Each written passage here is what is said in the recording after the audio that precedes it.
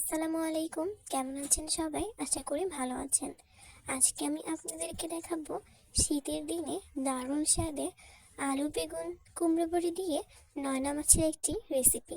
তো চলুন আজকের এই রেসিপিটি শুরু করা যাক। সেই জন্য প্রথমে আমি নয়না মাছগুলোকে হলুদের গুঁড়া, মরিচের গুঁড়া, লবণ দিয়ে মাখিয়ে রেখে গরম তেলে একে একে সবগুলো মাছ দিয়ে নাড়াচাড়া করে ভালো করে ভেজে নিচ্ছি। তবে আপনারা যদি চান না ভেজে রান্না করবেন, সেক্ষেত্রে না ভেজেও রান্না করতে পারেন। ভালো করে ভেজে নেওয়া হয়ে গেলে এখন আমি তুলে নিচ্ছি।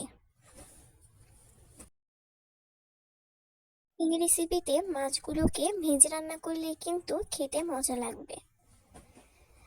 আর কুমড়ো বড়ি দিয়ে নয়না মাছের আজকের এই রেসিপিটি কিন্তু খেতে অনেক বেশি ভালো লাগে।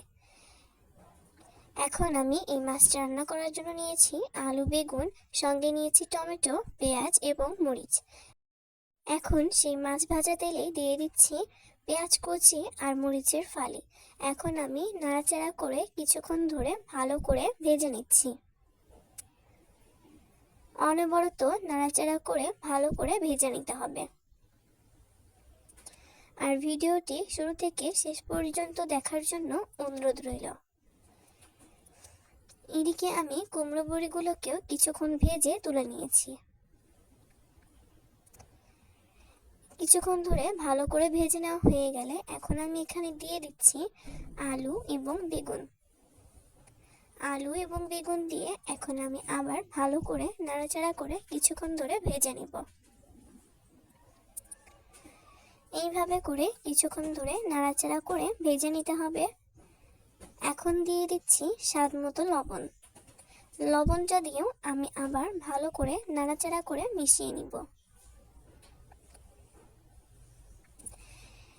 আজকের মতো করে নয়না মাছ রান্না করলে কিন্তু খেতে হবে ভীষণ মজার। এখন দিয়ে দিলাম অল্প একটু পানি। পানি দিয়ে আমি এখন নাড়াচাড়া করে মিশিয়ে নিয়েছি। আর এখন দিয়েছি হলুদের গুঁড়া, মরিচের গুঁড়া, ধনিয়া গুঁড়া। এখন আমি ভালো করে মিশিয়ে নিব। এই মশলাগুলো দিয়ে ভালো করে নাড়াচাড়া করে মিশিয়ে নিতে হবে। এখন আমি ভালো করে এগুলোকে কষিয়ে নিব। এই রেসিপিতে যত ভালো করে কষাবেন, এই রেসিপির টেস্ট কিন্তু তত বেশি মজা হবে।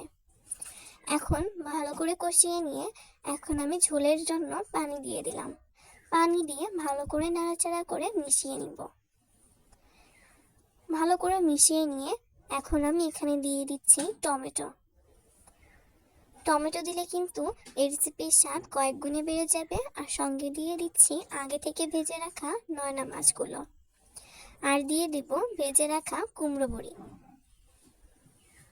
তবে হ্যাঁ, কুমড়ো বড়ি কিন্তু প্রথমেই দিবেন না, কয়েক বলক তুলে নেওয়ার পর কুমড়ো বড়ি দিবেন। কুমড়ো বড়ি দিয়ে নাড়াচাড়া করে মিশিয়ে নিয়ে এখন আমি ঢাকনা দিয়ে ঢেকে কিছুক্ষণের জন্য রান্না করে নিব। কিছুক্ষণ পর ঢাকনা তুলে এখন দিয়ে দিচ্ছি তেলে নেওয়া জিরার গুঁড়া। জিরার গুঁড়া দিয়ে এখন আমি আবার ভালো করে নাড়াচাড়া করে মিশিয়ে নিব। আর হ্যাঁ, যারা আমার চ্যানেলে নতুন, আজকের এই রেসিপিটি যদি আপনাদের কাছে ভালো লেগে থাকে তাহলে আমার চ্যানেলটিকে প্লিজ সাবস্ক্রাইব করে দিবেন, লাইক কমেন্ট শেয়ার করে দিবেন। আর যারা ফেসবুক পেজ থেকে দেখছেন তাদের কাছে যদি আজকের এই রেসিপিটি ভালো লাগে তাহলে আমার ফেসবুক পেজটিকে ফলো করে দিবেন। এই রেসিপিটি দেখে কিন্তু যারা রান্নার ক্ষেত্রে একেবারেই নতুন তারাও কিন্তু খুব সহজেই এই রেসিপিটি তৈরি করে ফেলতে পারবে। এইভাবে করে এখন আমি নাড়াচাড়া করে মিশিয়ে নিব। এইভাবে করে কিছুক্ষণ নাড়াচাড়া করে রান্না করে নিতে হবে। আজকের এই রেসিপিটি কিন্তু একদম সহজ, আর কিছুক্ষণ রান্না করেই নামিয়ে নিব। আর এই তো দেখতে পাচ্ছেন আজকের রেসিপিটি কেমন হয়েছে। শীতের দিনে কিন্তু নয়না মাছের এই রেসিপিটি খেতে ভীষণ মজা লাগে। যারা এখনো এই রেসিপিটি একবারও ট্রাই করেননি অবশ্যই ট্রাই করে দেখবেন।